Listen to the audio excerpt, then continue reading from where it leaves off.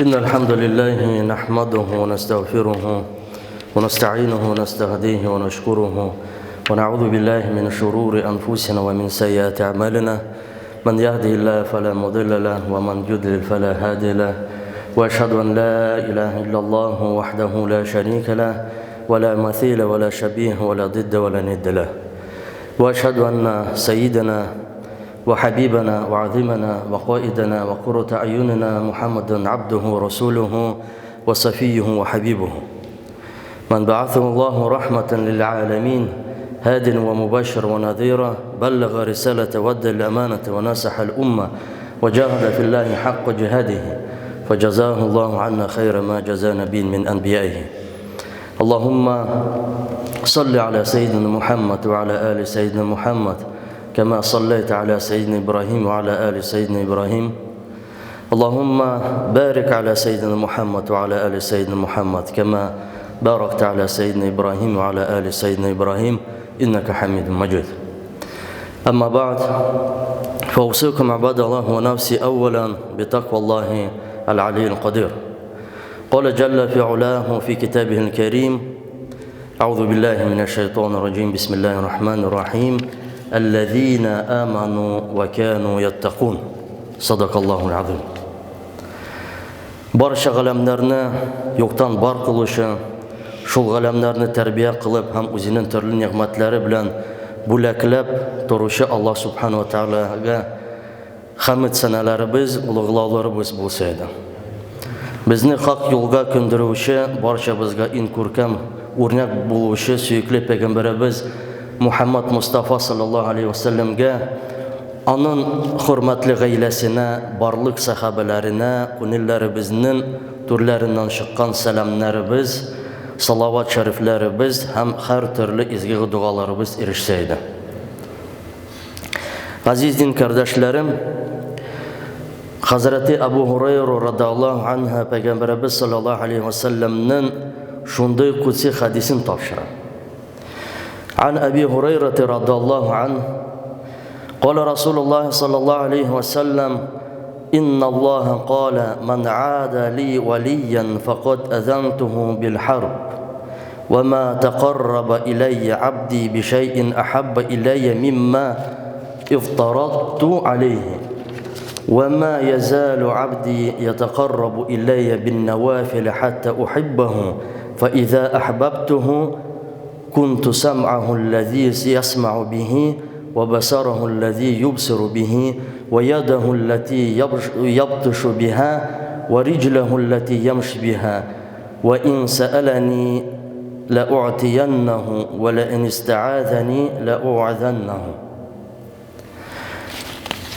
Yani dürüstlükte Allah Teala bulay dep aytdi. Kim benim avliyama yani dostuma, yakınıma düşmanlık ko'rsatsa, men onu so'g'ish e'lon etarman. Qulim men ona yuklagan farzlarni o'tamaycha, mena bir narsa bilan da yaqinay olmas.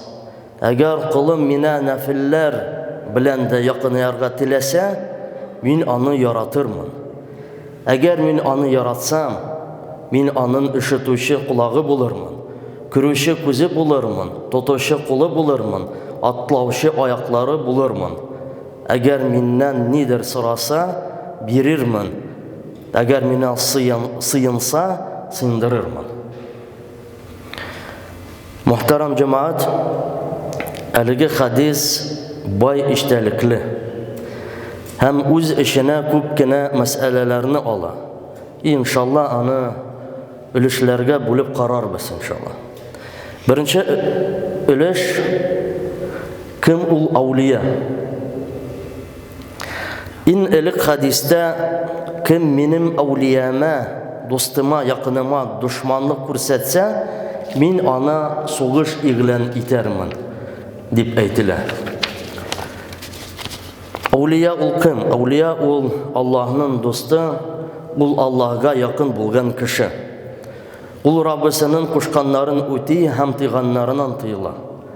Ul Rabbisine ümitlene, onu yarata, ona sıyına, hem ondan korka.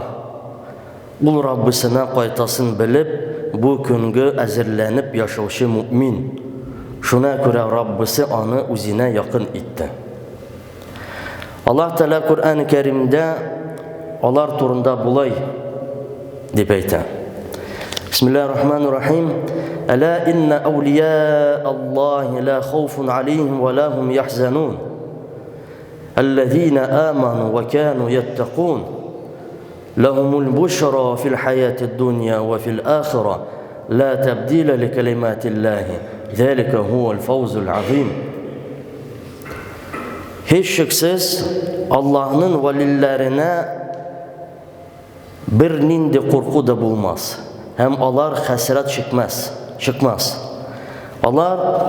Allah Teala tarafından gelgen bütün hakikatlerge iman kitirgen hem saklanığı kirek bulgan bütün narsalardan saklangan takvalık iyeleri. Dünya turmuşunda da ahirette de bütün süyünüşlü haberler onlar için gına.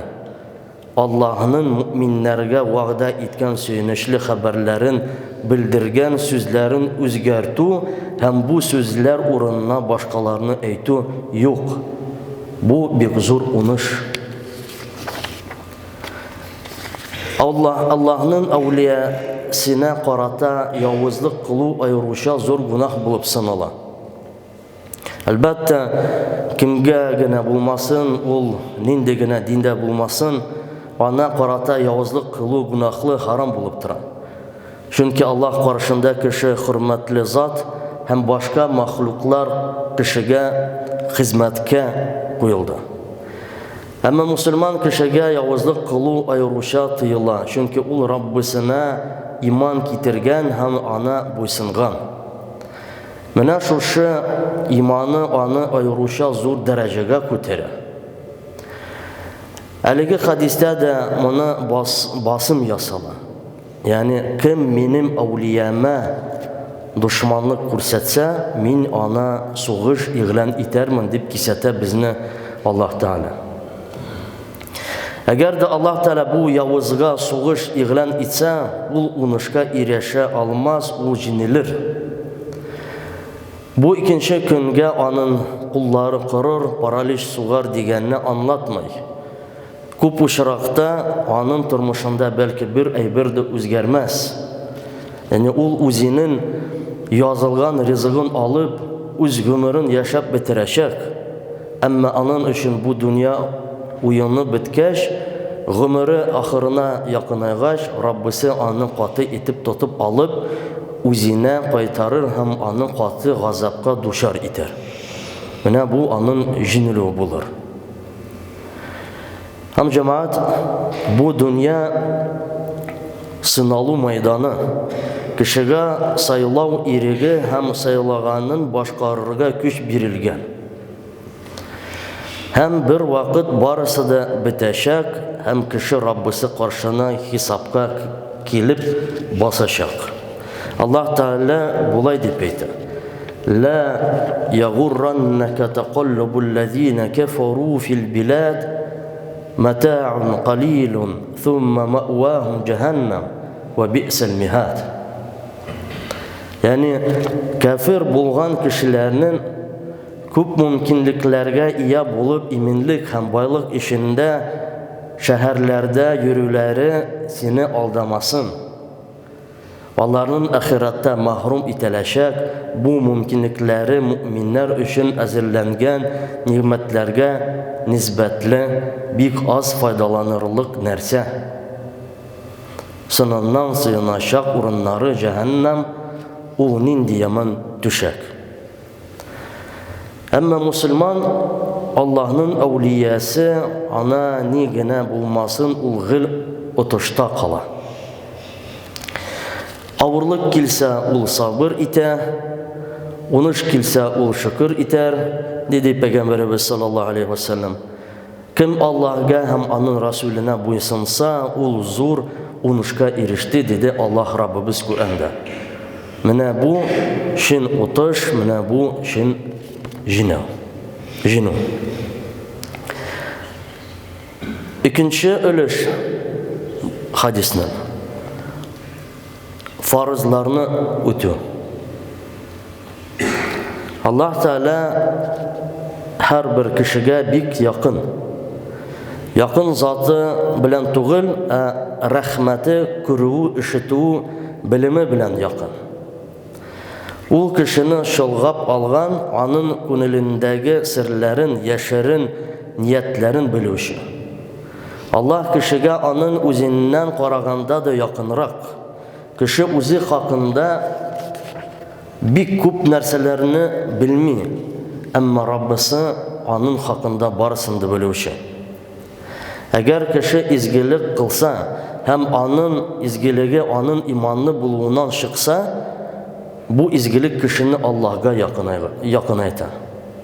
Әмма кеше Аллаһка шин якынау белән якынай алмас, әгәр дә ул ана yüklәнгән фарызларны үтәмәсә.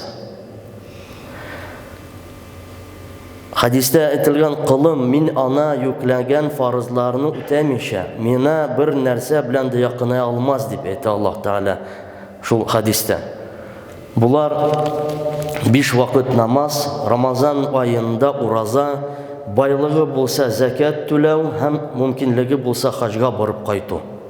Шулар арасында иң улысы булып намаз тора. Пәйгамбәрбез саллаллаһу алейхи ва саллямга нинди гамәл Аллаһга иң сөйкле дип сорау бирелгәч, ул нәрсә әйтте? Вакытында укылган намаз дип әйтте. Бу фарызларны бер нәрсә белән дә алыштырып булмый. Хәтта кеше тау кадәр алтынны садака итеп бирсә дә. Өченче өлеш хадиснең нафил гыйбадәтләр турында. Фарызларга үстәлеп килгән сөннәт нафил гыйбадәтләрне үтәү дә кинәш ителә. Булар бигрәк тә 5 намазның сөннәтләре, үстәмә уразалар, садакалар һәм Пәйгамбәрбез саллаллаһу алейхи ва саллям кинәш иткән башка изгелекләр. Әгәр дә мусульман фарызларны үтәгәннән соң үз теләге белән шушы нафилләрне дә үтәсә, мин аны яратырмын диде Аллаһ Таала. Әгәр дә ул явызлыклар, гунахлар кылып йөрмәсә, бу кешене Аллаһ үзенә тагы да якын итә һәм ул Аллаһның әулиясе, дусты була иншаллаһ. Әгәр диндар мусульман кеше Аллаһ әмер иткән фарыз ваҗибләрне үтәп барса, ул үзенең бурычын үтәгән булыр. Әмма ул бары тик фарызлар белән генә шикләнергә тиеш түгел, фарызларга үстәп нафил гыйбадәтләрне дә үтәп барырга тиеш. Һәр фарыз булган намазның, закатның, уразаның, хаҗның үз нафилләре бар. Без инде көндәлек 5 вакыт намаз укыгач, намазның сөннәтләре хакында искә алып китми булмас. Фарыз намазларга, ягъни иртәнге, өйлә, икенде, ахшам, ясту беркетелгән 12 ракаат сөннәт намаз бар. Пәйгамбәрбез саллаллаһу алейхи ва саллям аларны гыл үтәгән һәм сирәк вакытларда гына калдырган. Намаз укучыга бу намазлар билгеле. Пәйгамбәрбез саллаллаһу алейхи ва саллям булай дип әйткән: кем Аллаһның ризалыгы өчен көн сайын үстәмә 12 ракаат намаз укып барса, Аллаһы ана җәннәттә йорт салыр ди. Дин кардәшләрем, әгәр кеше фарыз намазын укыса, бурычы үтәлгән булыр. Әмма сөннәтен укымыйча, аның намазы тәмам төгәлләнеп, камилләшеп бетмәгән булыр. Шуңа күрә Ханафи мазхабында сөннәтне үтәгәч кенә тәсбих тартыла. Шулай фарыз белән сөннәт намазлар арасын дөнья эшләре, сауда итү һәм ашап ишүләр белән айыру дөрес булмас. Кеше өчен иң кадерле нәрсә ул аның күңелендәге иманы. Мусульман өчен иң куркыныч әйбер иманын югалтып күферлеккә чыгу. Күферлеккә чыгу кешене Аллаһның рәхмәтеннән мәхрүм итә. Biz үзебезнең иң кадерле, иң кыйммәтле нәрсәбезне җиде йөзәк астында саклыйбыз. Әгәр бездә, мәсәлән, кыйммәтле бер асыл таш булса, biz аны ышанычлы сейфка салып саклыйбыз. Бу сейф бүлмәдә бикләнгән. Бүлмә йорт эчендә бикләнгән. Йорт биек диварлар белән уратылган. Сигнализация да куелган булыр иде. Әмма иман белән чагыштырганда бу бик кыйммәтле асыл таш та бер ни түгел. Тик шул да кайберәүләр иманнарын бик аз нәрсәгә дә сатып җибәрергә әзерләр. Иштару би аятиллахи саманан қалилан фасадду ан сабилихи иннахум саа ма кану яъмалун. Булар Аллаһның аятларын юк бәягә сатканнар һәм аның юлыннан язганнар. Аларның кылган нәрсәләре нинди яман. Бу аятта сүз дөнья байлыгына алданып Куранны ташлаучылар, аннан ваз кешүчеләр хакында бара. Күңелендәге иман ин кадерле нәрсә, шуна күрә ул нык сак астында булырга тиеш. Иманның ин нык сакчысы ул фарыз гамәлләрне үтәү. Фарызларны ваҗиблар саклый. Ваҗибләрне суннатлар, аларны мустахаб гамәлләр саклый. Буларның барысында дини гыйлем ныгыта. Менә мондый сак астында иман сакланып, нык булып торыр иншалла. Әмма гамәлләр булмаса, иман зәгыйф булыр, сүнәргә дә мөмкин.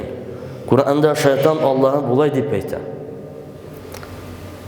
قال فبما أغويتني لأقعدن لهم صراطك المستقيم ثم لآتينهم من بين أيديهم ومن خلفهم وعن أيمانهم وعن شمائلهم ولا تجد أكثرهم شاكرين. Улайта, мине аздырганның өчен мин синең туры ислам юлында һич шиксез аларга каршы киртә булып утырачакмын.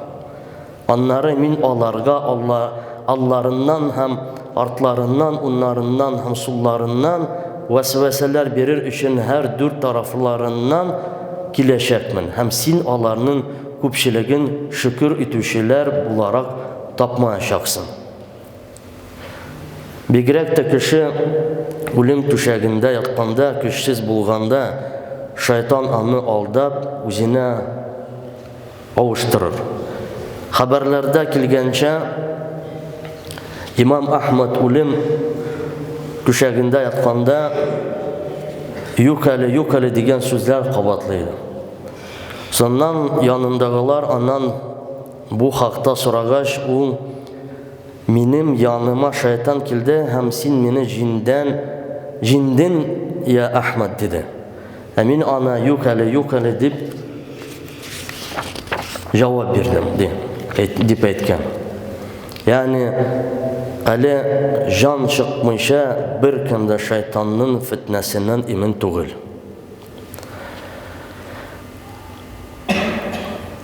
Ахыры өлеш хадиснең, ягъни әулияның тормышы. Шуннан соң хадистә, әгәр мин аны яратсам, мин аның ишетүче колагы булырмын, күрүче күзе булырмын, тотучы кулы булырмын, атлаучы аяклары булырмын. Әгәр миннән нидер сораса, бирермен, әгәр миңа сыйынса, сыйындырырмын дип әйтә Аллаһ Тәгалә. Шул мөэминнең тоткач дәрәҗәсен белдереп. Ягъни аның гунахлы сүзләрне тыңлыйсы килмәс һәм тыңламас. Гунахлы күренешләргә карыйсы килмәс һәм карамас. Аның гунахлы җиргә күңеле тартмас һәм анда бармас. Һәм гунахлыга, харамга кулын сузмас һәм ана кагылмас. أقول قولي هذا وأستغفر لي ولكم فاستغفروه إنه الغفور الرحيم. السميع الدعاء. بسم الله الرحمن الرحيم. Фудаил бин Гыяз, әгәр дә минем кабул була торган бер дуган барлыгын белсәм, мин аны җитәкче өчен кылыр идем дип әйткән. Я Раббым, җумһуриятыбыз өчен иминлек, тынычлык, бәрәкәт, муллык һәм киләчәктә дә Рәисебез Рустам Нургали улының саулык, сәламәтлектә, иминлектә, күңел тынычлыгы белән хезмәт итүен, халкыбызның бәрәкәттә, җитеш, мул тормышта бәхетле булып яшәүләрен, туган телебез, милләтебез өчен үсеш, камилләшү һәм аның киләчәк буыннарга кадерле ядкар итеп тапшырылуын, милләтебезнең узын гомерле имин булуын насип ит. Алхамдулиллахи раббил аламин, ва салату ва саламу аля نبينا محمد وعلى آله وصحبه أجمعين ومن تبع هديه بإحسان إلى يوم الدين. اللهم صل وسلم عليه وعلى آله وصحبه أجمعين. يا أيها الناس اتقوا ربكم الذي خلقكم من نفس واحدة وخلق منها زوجها وبث منهم رجالا كثيرا ونساء واتقوا الله الذي تساءلون به والأرحام إن الله كان عليكم رقيبا. يا أيها الذين آمنوا اتقوا الله وقولوا قولا سديدا يصلح لكم أعمالكم ويغفر لكم ذنوبكم ومن يطع الله ورسوله فقد فاز فوزا عظيما. اللهم أدم على دولتنا خيرها وهناءها وتقدمها ورفعتها ورخاءها وازدهارها وانشر السعادة بين أهلها أنت ربها ووليها. اللهم وافق رئيس الجمهورية السيد الرئيس رستم بن نورغالي وآدم عليه موفور الصحة والعافية واجعله يا ربنا في حفظك وعنايتك. اللهم ارحم كل المسلمين والمسلمات والمؤمنين والمؤمنات الذين انتقلوا إلى رضوانك وادخلهم بفضلك فسيح جناتك. اللهم إنا نسألك الجنة لنا ولوالدينا ولمن له حق علينا وللمسلمين أجمعين. ربنا آتنا في الدنيا حسنة وفي الآخرة حسنة وقنا عذاب النار وأقم الصلاة.